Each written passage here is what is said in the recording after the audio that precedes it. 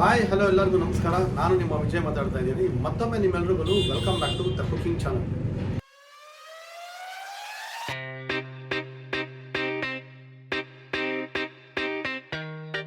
ಇವತ್ತು ನಾನು ಈ ವಿಡಿಯೋದಲ್ಲಿ ನಿಮ್ಗೊಂದು ಭಾಳ ಡೆಲಿಷಿಯಸ್ ಆಗಿರುವಂಥ ಮತ್ತು ಭಾಳ ಈಸಿಯಾಗಿ ಅಂಡರ್ ಒನ್ ಪಾಟಲ್ಲಿ ಮಾಡ್ಕೊಬೋದಾದಂಥ ಈ ಚೆಟ್ಟಿನಾಡು ಶೈಲಿಯ ವೆಜ್ ಬಿರಿಯಾನಿನ ಹೇಗೆ ಮಾಡಬೇಕು ಅನ್ನೋದನ್ನ ನಾನು ತೋರಿಸ್ಕೊಡ್ತಾ ಇದ್ದೀನಿ. ಭಾಳ ಸುಲಭವಾಗಿ ಪ್ರತಿಯೊಬ್ಬ ಬಿಗಿನರ್ಸು ಮಾಡ್ಕೊಬೋದಾದಂಥ ಈ ರೆಸಿಪಿನ ಖಂಡಿತವಾಗ್ಲೂ ನೀವು ಕೂಡ ಒಮ್ಮೆ ಟ್ರೈ ಮಾಡಿ ಅಂತ ಹೇಳ್ತಾ, ಮೊದಲನೇದಾಗಿ ಇದಕ್ಕೆ ಬೇಕಾಗಿರುವಂಥ ಪದಾರ್ಥಗಳನ್ನ ನೋಡಿಕೊಂಡು ಆಮೇಲೆ ಇದನ್ನು ಮಾಡುವಂಥ ವಿಧಾನಗಳನ್ನ ಈಗ ನೋಡ್ಕೋಣ ಬನ್ನಿ. ವೆಜ್ ಬಿರಿಯಾನಿ ಮಾಡೋದಕ್ಕೆ ಬೇಕಾಗಿರುವಂಥ ಪದಾರ್ಥಗಳನ್ನ ನೋಡ್ಕೋಣ. 1 ಕಪ್ಪಷ್ಟು 2 ಸರಿ ತೊಳ್ಕೊಂಡು ಸ್ವಲ್ಪ ಹೊತ್ತು ನೆನೆಸಿ ಇಟ್ಕೊಂಡಿದ್ದಂಥ ಪೊನ್ನು ರೈಸ್, ಇಲ್ಲಿದ್ದರೆ ಸೋನಾ ಮಸೂರಿ ಅಕ್ಕಿ 1 ಕಪ್ಪಷ್ಟನ್ನ ತೊಗೊಂಡಿದ್ದೀನಿ. 1 ಟೀ ಸ್ಪೂನ್ನಷ್ಟು ಕರಿಮೆಣಸು, 1 ಟೀ ಸ್ಪೂನ್ನಷ್ಟು ಸೋಂಪು, 1 ಮೀಡಿಯಂ ಸೈಜಿನ ಟೊಮಾಟೋನ ನೀಟಾಗಿ ಸಣ್ಣದಾಗಿ ಚಾಪ್ ಮಾಡಿ ಇಟ್ಕೊಂಡಿರುವಂಥದ್ದು, 1 ಈರುಳ್ಳಿನ ಚಾಪ್ ಮಾಡಿ ಸಣ್ಣ ಸೈಜ್ನಲ್ಲಿ ಇಟ್ಕೊಂಡಿರುವಂಥದ್ದು, 1 ಇಂಚಷ್ಟು ಶುಂಠಿ, 1 ಟೀ ಸ್ಪೂನು ತುಪ್ಪ, 1 ಸಣ್ಣ ಸೈಜಿನ ಆಲೂಗಡ್ಡೆನ ಪೀಲ್ ಆಫ್ ಮಾಡಿಕೊಂಡು ಚಾಪ್ ಮಾಡಿ ಇಟ್ಕೊಂಡಿರುವಂಥದ್ದು, ಬೆಳ್ಳುಳ್ಳಿ 5 ದೊಡ್ಡ ಸೈಜಿಂದು ನೀಟಾಗಿ ಕಟ್ ಮಾಡಿ ಇಟ್ಕೊಂಡಿದ್ದೀನಿ, 1 ಟೀ ಸ್ಪೂನು ಖಾರ ಪೌಡ್ರು, ಪುದೀನ 1 ಕೈನಷ್ಟು ನೀಟಾಗಿ ತೊಳೆದು ಚಾಪ್ ಮಾಡಿ ಇಟ್ಕೊಂಡಿರುವಂಥದ್ದು, ಅರಿಶಿನ ಪೌಡ್ರು ಅರ್ಧ ಟೀ ಸ್ಪೂನು, ಪಲಾವಿನ ಎಲೆ 1 ಮೀಡಿಯಂ ಸೈಜಿನ ಕ್ಯಾರೆಟ್ನ ಕ್ಲೀನಾಗಿ ಚಾಪ್ ಮಾಡಿ ಇಟ್ಕೊಂಡಿರುವಂಥದ್ದು, 1/4 ಕಪ್ಪಷ್ಟು ಬಟಾಣಿ, 1 ಟೀ ಸ್ಪೂನ್ ಅಷ್ಟು ಕಲ್ಲುವ, ಸ್ಟಾರ್ ಹೂವು 1 ಇಂಚಷ್ಟು ಚಕ್ಕೆ, 6 ಲವಂಗ, 4 ಏಲಕ್ಕಿ. ಇಷ್ಟನ್ನೆಲ್ಲ ಬಳಸ್ಕೊಂಡು ಈಗ ನೋಡ್ಕೋಣ ಚೆಟ್ಟಿನಾಡು ಶೈಲಿಯ ವೆಜ್ ಪಲಾವ್ನ ಹೇಗೆ ಮಾಡೋದು ಅಂತ. ಸ್ಟವ್ ಹಚ್ಕೊಂಡು ಒಂದು ಕಡಾಯಿ ತೊಗೊಂಡಿದ್ದೀನಿ. ಕಡಾಯಿ ಸ್ವಲ್ಪ ಬಿಸಿ ಆಗಲಿ. ಬಿಸಿ ಆದಮೇಲೆ ಮಸಾಲ ಪದಾರ್ಥಗಳನ್ನ ಹುರ್ಕೊಬೇಕು. ಏಲಕ್ಕಿ, ಲವಂಗ ಮತ್ತು ಚಕ್ಕೆನ ಹಾಕ್ಕೊತಾ ಇರೋದು, ಕರಿಮೆಣಸು, ಸೋಂಪು, ಸ್ಟಾರ್ ಹೂವು ಮತ್ತು ಕಲ್ಲುವನ ಎರಡನ್ನೂ ಹಾಕ್ಕೊಂಡು ಈಗ ಮೀಡಿಯಮ್ ಫ್ಲೇಮ್ನಲ್ಲೇ ಸ್ವಲ್ಪ ರೋಸ್ಟ್ ಮಾಡ್ಕೋಣ. ಪೂರ್ತಿಯಾಗಿ ಬಣ್ಣ ಬದಲಾಯಿಸಬೇಕು, ಅಲ್ಲಿವರೆಗೂ ಮೀಡಿಯಮ್ ಫ್ಲೇಮ್ನಲ್ಲಿ ಇಟ್ಕೊಂಡು ಹುರ್ಕೊತಾ ಇರೋದು. ಹಾಕ್ಕೊಂಡಿದ್ದಂಥ ಎಲ್ಲ ಪದಾರ್ಥಗಳು ಸ್ವಲ್ಪ ಗರಿಯಾಗಿದ್ದಾಯಿತು. ಈಗ ಸ್ಟವ್ನ ಟರ್ನ್ ಆಫ್ ಮಾಡಿಕೊಂಡು ಇದನ್ನು ತಣ್ಣಗಾಗೋದಕ್ಕೆ ಬಿಟ್ಕೊಂಬೋಣ. ಇವಾಗ ಒಂದು ಮಿಕ್ಸರ್ ಜಾರ್ ತೊಗೊಂಡು ಹುರಿದಿಟ್ಕೊಂಡಿದ್ದಂಥ ಪದಾರ್ಥಗಳೆಲ್ಲ ತಣ್ಣಗಾಗಿದೆ, ಅದನ್ನು ಇದಕ್ಕೆ ಸೇರಿಸ್ಕೊತಾ ಇರೋದು. ಸೇರಿಸ್ಕೊಂಡಾದ್ಮೇಲೆ ಇದನ್ನು ಪೂರ್ತಿಯಾಗಿ ಪೌಡ್ರ್ ಮಾಡಿಕೊಂಡು ತೊಗೊಂಬರ್ತಾ ಇರೋದು. ಈಗ ಪೌಡ್ರ್ ಮಾಡ್ಕೊಂಡಿದ್ದಾಯಿತು. ಈಗ ಈ ಪೌಡ್ರನ್ನ ಒಂದು ಸೈಡ್ನಲ್ಲಿ ಎತ್ತಿಕೋಣ. ಸ್ಟವ್ ಹಚ್ಕೊಂಡಿದ್ದಾಯಿತು. ಸ್ಟವ್ ಮೇಲೆ ಒಂದು ಪ್ರೆಷರ್ ಕುಕ್ಕರ್ನ ಇಟ್ಕೊಂಡಿದ್ದೀನಿ, ಮೀಡಿಯಮ್ ಫ್ಲೇಮ್ನಲ್ಲಿ ಇಟ್ಕೊಂಡು. ಮೊದಲನೇದಾಗಿ ಸುಮಾರು ಒಂದು 4ರಿಂದ 5 ಟೀ ಸ್ಪೂನ್ ಅಷ್ಟನ್ನ ಎಣ್ಣೆನ ಸೇರಿಸ್ಕೊತಾ ಇರೋದು. ಭಾಳ ಈಸಿಯಾಗಿ ಮಾಡ್ಬೋದಾದಂಥ ಈ ವೆಜ್ ಬಿರಿಯಾನಿನ ನೀವು ಕೂಡ ಖಂಡಿತವಾಗ್ಲೂ ಟ್ರೈ ಮಾಡಿ. ಇದರಲ್ಲಿ ಏನು ನಮಗೆ ಕಾಂಪ್ಲಿಕೇಶನ್ಸ್ ಇರೋದಿಲ್ಲ, ಭಾಳ ಈಸಿಯಾಗಿ ಮಾಡ್ಕೊಬೋದು. ಎಣ್ಣೆ ಈಗ ಬಿಸಿಯಾಗಿದೆ. ಚಾಪ್ ಮಾಡಿ ಇಟ್ಕೊಂಡಿದ್ದಂಥ ಜಿಂಜರ್ನ ಹಾಕ್ಕೊತಾ ಇರೋದು, ಶುಂಠಿನ, ಬೆಳ್ಳುಳ್ಳಿನ ಕೂಡ ಹೀಗೆ ಸೇರಿಸ್ಕೊಂಬೋಣ. ಮತ್ತು ಒಂದು ಪಲಾವಿನ ಎಲೆ ಸ್ವಲ್ಪ ಫ್ರೈ ಮಾಡ್ಕೊಬೇಕು. ಹಾಕ್ಕೊಂಡಿರೋಂಥ ಪದಾರ್ಥಗಳನ್ನ ಸ್ವಲ್ಪ ಹಸೆ ಸ್ಮೆಲ್ ಹೋಗೋವರೆಗೂ ಫ್ರೈ ಮಾಡ್ಕೊಳ್ಳೋಣ. ಕಲರ್ ಒಂಚೂರು ಚೇಂಜ್ ಆಗಬೇಕು. ಚಾಪ್ ಮಾಡಿ ಇಟ್ಕೊಂಡಿದ್ದಂಥ ಈರುಳ್ಳಿನ ಈ ಹಂತದಲ್ಲಿ ಸೇರಿಸ್ಕೊತಾ ಇರೋದು.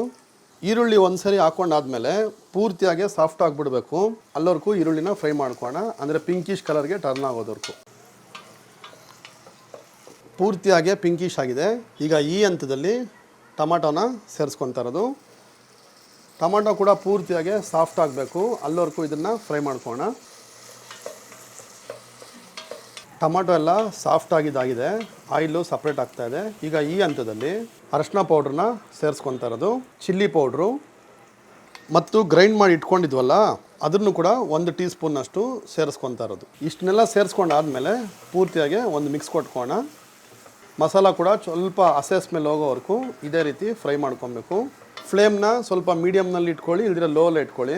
ಈಗ ಎಲ್ಲ ಹಸೆ ಸ್ಮೆಲ್ ಹೋಗಿದ್ದಾಯಿತು. ಕಟ್ ಮಾಡಿ ಇಟ್ಕೊಂಡಿದ್ದಂಥ ಆಲೂಗಡ್ಡೆನ ಕೂಡ ಸೇರಿಸ್ಕೊಂಡಿರೋವಂಥದ್ದು, ಬಟಾಣಿನ ಕೂಡ ಈಗ ಈ ಹಂತದಲ್ಲೇ ಸೇರಿಸ್ಕೊತಾ ಇರೋದು, ಮತ್ತು ಕ್ಯಾರೆಟ್ನ ಕೂಡ ಈಗ ಮಾಡ್ತಾ ಇದ್ದೀನಿ.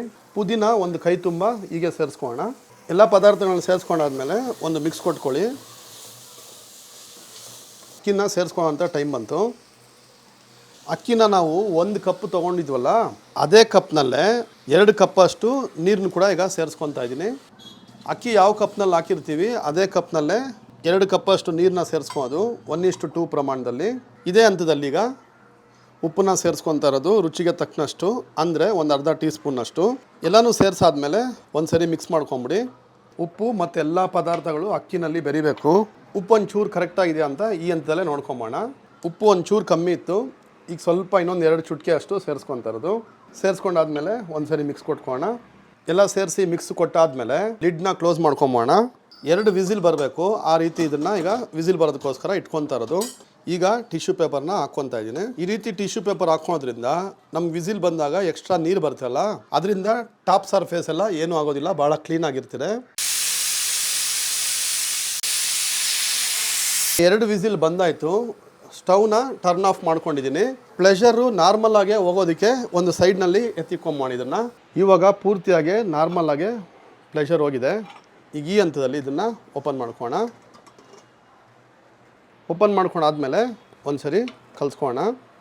ಎಲ್ಲನೂ ಕಲಿಸ್ಕೊಂಡು ಆದಮೇಲೆ ಇದನ್ನು ಒಂದು ಸೈಡ್ಗೆ ಇಟ್ಕೊಬೇಕೀಗ. ಈಗ ಒಗ್ಗರಣೆದು ಒಂದು ಸಣ್ಣದು ಒಂದು ಪ್ಯಾನ್ ತೊಗೊಂಡಿದ್ದೀನಿ. ಅದಕ್ಕೆ ಒಂದು 2 ಟೀ ಸ್ಪೂನಷ್ಟನ್ನ ತುಪ್ಪನ ಸೇರಿಸ್ಕೋಣ. ತುಪ್ಪನ ಹಾಕ್ಕೊಂಡಾದ್ಮೇಲೆ ಅದೇ ರೀತಿ ಒಂದು ಅರ್ಧ ಟೀ ಸ್ಪೂನಷ್ಟು ಅಡುಗೆ ಎಣ್ಣೆನ ಸೇರಿಸ್ಕೊಂಡಿರೋದು. ಸ್ಟವ್ ಹಚ್ಕೊಂಡು ಈಗ ಆಗಿದೆ. ತುಪ್ಪನೂ ಮತ್ತು ಎಣ್ಣೆ ಎರಡೂ ಇದಾಗೆ ಬೆರೆತಾದ್ಮೇಲೆ 1.5 ಟೀ ಸ್ಪೂನಷ್ಟು ಗೋಡಂಬಿನ ಇಟ್ಕೊಂಡಿದ್ದೆ. ಆ ಗೋಡಂಬಿನ ಅದಕ್ಕೆ ಸೇರಿಸ್ಕೊತಾ ಇರೋದು. ಗೋಡಂಬಿ ಪೂರ್ತಿ ಡಾರ್ಕ್ ಬ್ರೌನ್ ಆಗಲಿ. ಒಮ್ಮೆ ಗೋಡಂಬಿ ಡಾರ್ಕ್ ಬ್ರೌನ್ ಆಗೋಕ್ಕೆ ಶುರು ಆದಮೇಲೆ ಸ್ಟವ್ನ ಟರ್ನ್ ಆಫ್ ಮಾಡ್ಕೊಂಡಿರೋವಂಥದ್ದು. ಇದನ್ನೆಲ್ಲ ಸೇರಿಕೊಂಡು ಪಲಾವ್ಗೆ ಹಾಕ್ಕೊತಾ ಇರೋದು. ಇದನ್ನು ಒಂದು ಸರಿ ಬಿರಿಯಾನಿಗೆ ಹಾಕ್ಕೊಂಡು ಆದಮೇಲೆ ಇದನ್ನು ಒಂದು ಸೈಡಲ್ಲಿ ಇಟ್ಕೋಣ. ಇದ್ರ ಮೇಲೆ ಈಗ ಒಂಚೂರು ಆವಾಗೆ ಮಿಕ್ಸ್ಕೊಂಡಿದ್ದೆ ಪುದೀನಾನ ಒಂಚೂರು ಹಾಕ್ಕೊತಾ ಇರೋದು. ಇದ್ರ ಮೇಲೆ ಹಾಕ್ಕೊಂಡಾದ್ಮೇಲೆ ಒಂದು ಸರಿ ಇದನ್ನು ಒಂದು ಮಿಕ್ಸ್ ಕೊಟ್ಕೋಣ. ಬಿರಿಯಾನಿದು ಭಾಳ ಅಂದರೆ ಭಾಳ ಅರೋಮಾ ತುಂಬ ಅಂದರೆ ತುಂಬ ಚೆನ್ನಾಗಿದೆ. ಈಗ ಇದನ್ನು ಒಂದು ಸರಿ ಟೇಸ್ಟ್ ಮಾಡಿ ನೋಡೋಣ. ನೋಡ್ಬೋದು ಅನ್ನ ಆಗಲಿ ಮತ್ತು ಎಷ್ಟು ಉದ್ರುದ್ರಾಗಿ ಎಷ್ಟು ಚೆನ್ನಾಗಿದೆ ಟೆಕ್ಸ್ಚರು. ಒಂದು ಸ್ವಲ್ಪ ಟೇಸ್ಟ್ ಮಾಡಿ ನೋಡ್ತೀನಿ ಈಗ. ತುಂಬ ಅಂದರೆ ತುಂಬ ಚೆನ್ನಾಗಿದೆ ಇದು. ನೋಡಿದ್ರಲ್ಲ ಇವತ್ತಿನ ಈ ಚೆಟ್ಟಿನಾಡು ಶೈಲಿಯ ವೆಜ್ ಬಿರಿಯಾನಿನ ಎಷ್ಟು ಸುಲಭವಾಗಿ ಮತ್ತು ಎಷ್ಟು ಡೆಲಿಷಿಯಸ್ ಆಗಿ ಮಾಡ್ಬೋದು ಅನ್ನೋದನ್ನ ಈ ವಿಡಿಯೋದಲ್ಲಿ ನೀವು ನೋಡ್ಕೊಂಡಿದ್ದೀರಾ.